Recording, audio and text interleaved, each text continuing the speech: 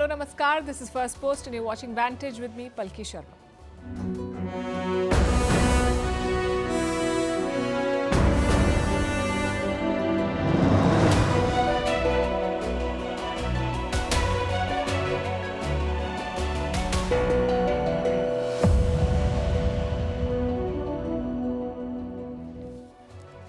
The unrest in Bangladesh is getting out of hand. Yesterday, we told you about violent protests and clashes in which students were killed. Today, we will tell you about the arrest of a Hindu priest.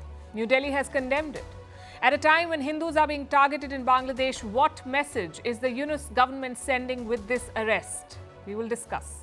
Meanwhile, in Pakistan, the capital Islamabad is under siege. Streets have turned into war zones. Protesters are clashing with security officials and breaching barricades. Imran Khan supporters are once again testing the army's grip on power.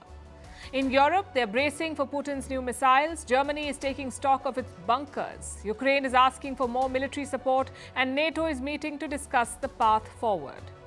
In India, online scams are growing. Tonight, we'll tell you what is a digital arrest and how not to fall for it. In the US, Donald Trump has announced his tariff plan. It targets Mexico, Canada and China. No mention of India so far. Indonesia continues to block iPhone 16. Can governments demand investment in return for market access? Why the ISIS is turning to Africa and what does it mean for the world? What a top general in India says about women in the army and why this is an issue that should be discussed. How climate change is the Grinch this Christmas and why Santa Claus is facing challenges.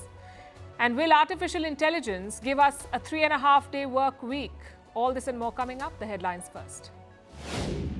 Russia expels a British diplomat accusing him of espionage. Moscow summons the UK's ambassador. In recent years, London and Moscow have expelled many of each other's diplomats on spying allegations. This incident comes just hours after Russia confirmed the capture of a British man who was fighting for Ukraine.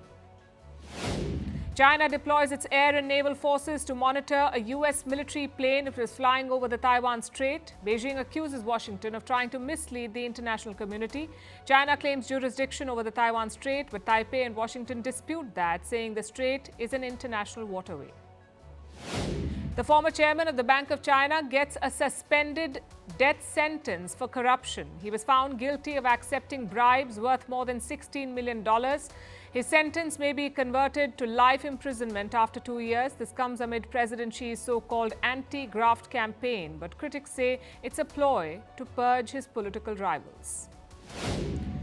The Democratic Republic of Congo and Rwanda agree to advance the peace process. The ceasefire was brokered by Angola. Since 2021, Kigali-backed rebels have seized large swathes of the DR Congo's mineral-rich east. The conflict has displaced thousands and created a humanitarian crisis. And a big win for Hong Kong's LGBTQ community. The city's top court rules against the government backs housing and inheritance rights of same-sex couples. Last year, the same court had ruled against legalizing same-sex marriage.